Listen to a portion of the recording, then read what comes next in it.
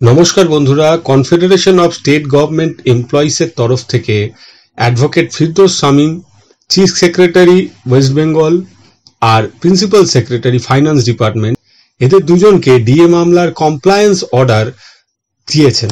মুখ্য সচিব ও অর্থ সচিবকে আজকের তারিখে দিয়েছেন এবং সেখানে যেটা মূলত দেখা যাচ্ছে যে অনারেবল জাস্টিস সঞ্জয় কারোল এবং অনারেবল জাস্টিস সন্দীপ মেহতা 16/5/2025 যে অর্ডার করেছিলেন, যেখানে সমস্ত পক্ষের কথা শোনার পর আগামী 6 সপ্তাহের মধ্যে অন্তত 25% ডিএ এরিয়ার পেমেন্ট করার কথা বলা হয়েছিল পশ্চিমবঙ্গ সরকারি কর্মচারীদের, তার মধ্যে শিক্ষক যারা রয়েছেন, পৌরকর্মী যারা রয়েছেন, অর্থাৎ রোপা 2009-এর আন্ডারে যারা রয়েছেন প্রত্যেকেরই কিন্তু এই এরিয়াটা পাওয়ার কথা।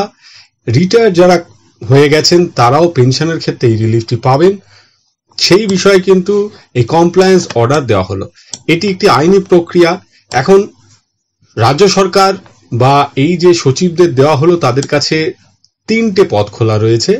1 নম্বর, তারা সরাসরি এই অর্ডারটিকে মেনে নিতে পারেন, মেনে নিয়ে তারা হাতে সরকারি কর্মচারীদের হাতে এই টাকাটি সরাসরি দিতে পারেন অ্যাকাউন্টের মাধ্যমে, ব্যাংক পেমেন্টের মাধ্যমে।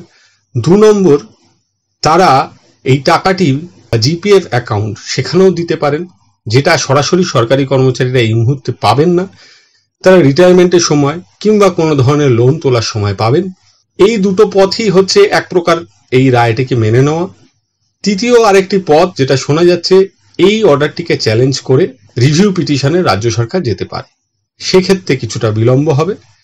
তো আইনি প্রক্রিয়া শুরু হয়ে গেছে এক কথায়, যে প্রক্রিয়ার মাধ্যমে প্রিন্সিপাল সেক্রেটারি, চিফ সেক্রেটারি অর্থাৎ অর্থ সচিব এবং মুখ্য সচিব তাদের কিন্তু জানানো হয়েছে এই অর্ডারটি সুপ্রিম কোর্টের এই যে অর্ডার বা নির্দেশ সেটা কমপ্লায়েন্স করতে হবে, অর্থাৎ মানতে হবে।